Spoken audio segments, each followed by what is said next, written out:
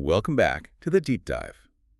You know, it's funny how some of the biggest innovations, the things that really shift how we do things, sometimes start in, well, the least expected places. Absolutely. Not always in fancy labs. Exactly. Maybe just a quiet corner of the internet, some old forum thread you'd normally just scroll right past. And today, that's exactly what we're diving into. The pretty surprising story behind cannabis rosin. Yeah, it's a product so many people know now, right? It's almost becomes synonymous with purity, Yeah. solventless extraction. Totally. But if I asked you, like, where did that term actually come from? Where did the idea start? I bet most people would draw a blank. And that's really why we're here. We're going to be your guides, sort of unpacking the insights from this great piece, The Genesis of Cannabis Rosin from Nug Notes. Okay. Our mission, really, is to trace the lineage. Not just the method, but the actual word rosin. Yeah. Where did it come from before cannabis? Right. How did it get reinvented? And, what was that journey like from just one forum post to this huge technique? It sounds like a real linguistic detective story, almost. Kind of, yeah. Language, community, innovation, all tangled up. So, get ready. We're talking language history. A peek into that early kind of Wild West internet cannabis culture. And some really unexpected reactions. Like, you won't believe how some people first reacted to this idea. Okay, I'm intrigued. Let's do it. All right, so let's really dig into this first part. Before cannabis ever entered the picture, this word rosin. It wasn't new, right? It had its own history. Oh, absolutely. A long history, stretching back centuries, actually. It's one of those words that's been around, but maybe not in everyday conversation for most people. So what did it originally mean? What was it used for? That's a great question, and it's kind of key to the whole story. For hundreds of years, rosin meant processed pine sap. Pine sap, like from a tree. Exactly.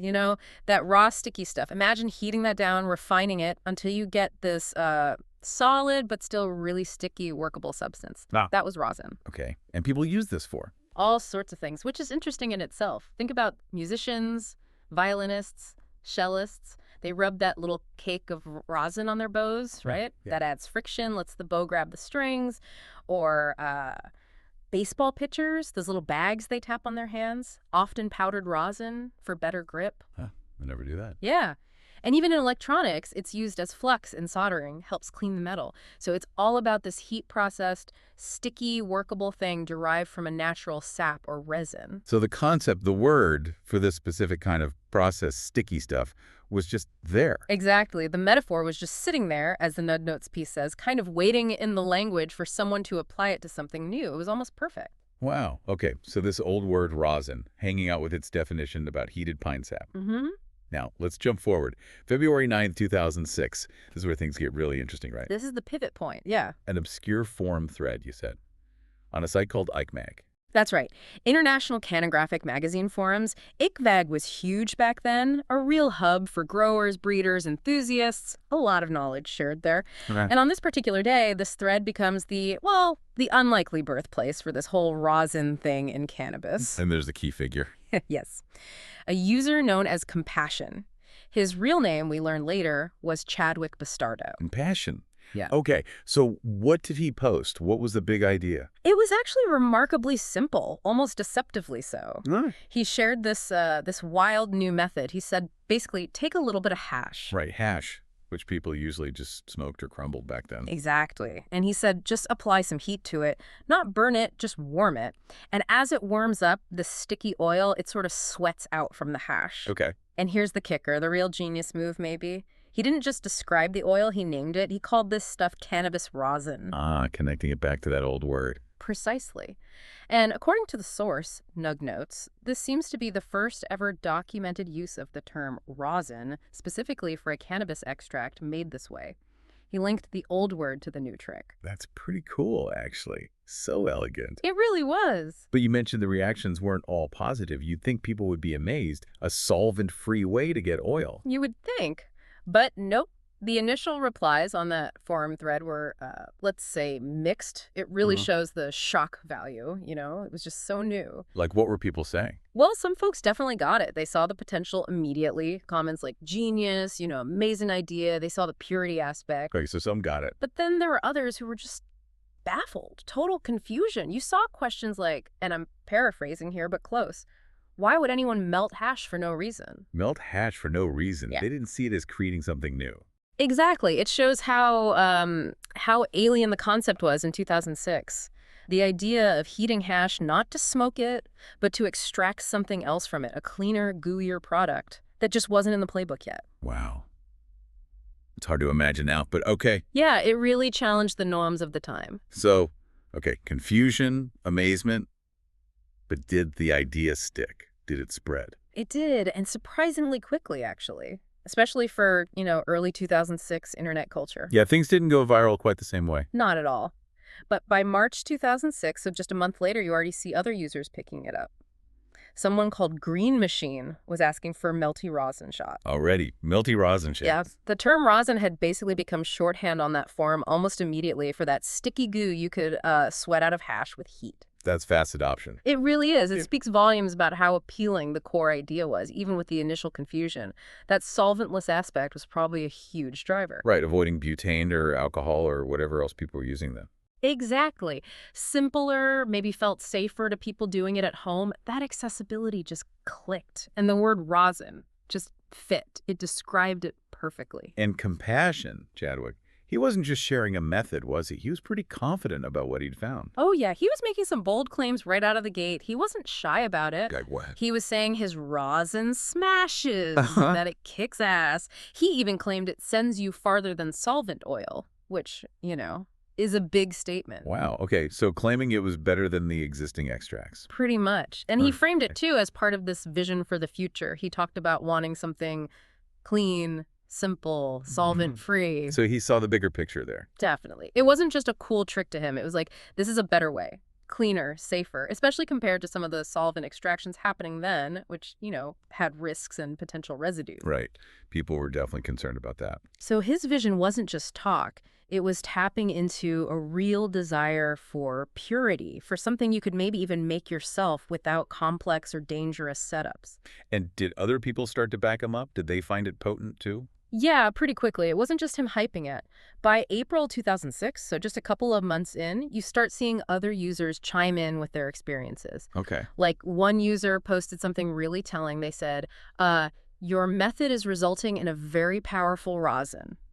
It kept me going for hours. Powerful. Kept them going for hours. That's solid feedback. It is. And what's even more interesting, I think, is a detail in that same report. The person mentioned they made their rosin using kif saved since 2000. Wow, from kif they'd saved for years. Exactly. Think about that. They weren't just experimenting with random trim. They were using their prized aged stash for this new method. That shows real confidence, right? Absolutely. It shows they valued the process, the solventless aspect. Precisely. It illustrates how that whole culture of solventless purity, as Nugnotes puts it, was already starting to take seed. People were choosing this method for its perceived quality and safety. Okay, so we've got rapid adoption, strong endorsements. Right. But you said skepticism remained. Not everyone was sold. Definitely not. Yeah. Alongside the excitement, there were still people who just didn't quite get it, wondering if it was really anything more than just melting hash. Like, what's the big deal? Kind of attitude. Exactly that. And it's funny because this exact same kind of skepticism, this resistance to seeing the simple genius of it, popped up again years later. Oh, yeah. When? In 2015. That's when Phil Soilgrown became really well known for popularizing a similar method, but using, like, a hair straightener. Ah, the hair straightener tech. Yeah. And even then, in 2015, you had tons of people scoffing, saying, you're just squishing weed with a hair straightener, that's it. Huh. So history repeats itself. People often push back against simple innovations. It seems that way, especially if it challenges how things are supposed to be done, or if it looks too simple. It's hard to recognize a revolution sometimes when it just looks like squishing something. Okay, so let's circle back to the name itself because it seems important. Why rosin? Why not just stick with resin, which is, the word everyone already associates with cannabis?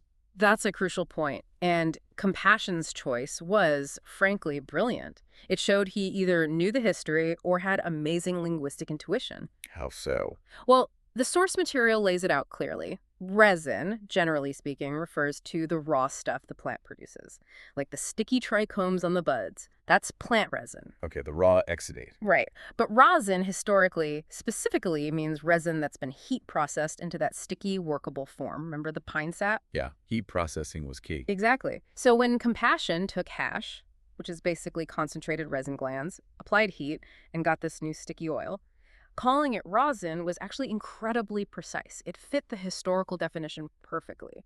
Wow. So the old world word really did fit the new world trick, like you said. Spot on. It wasn't just a random cool-sounding name. It was arguably the correct term based on its original meaning. Pretty poetic, really. It really is. And it's kind of amazing that Comphashon, Chadwick, he didn't try to, like, commercialize this, right? He didn't patent it or launch a brand. He just shared it. Seems that way. He just put it out there on the forum for the community. But his impact, undeniable. Yeah. He laid down the vocabulary. He planted the seed of the idea, the core concept. His posts basically created the category. Even though someone else popularized it later? Exactly. Even though Phil Soilgrown, years later in 2015, really brought the technique to the masses with those hair straightener videos, making it super accessible. The name, the concept of rosin as this specific type of cannabis extract, that was already cemented. It was already written into forum history. Precisely, thanks to Comphashon. Soilgrown helped democratize the how-to for a new wave, but the what and the why, the naming and the initial spark, that credit goes back to that 2006 forum post. It just shows sometimes the real pioneers are the ones who just share an idea freely, right?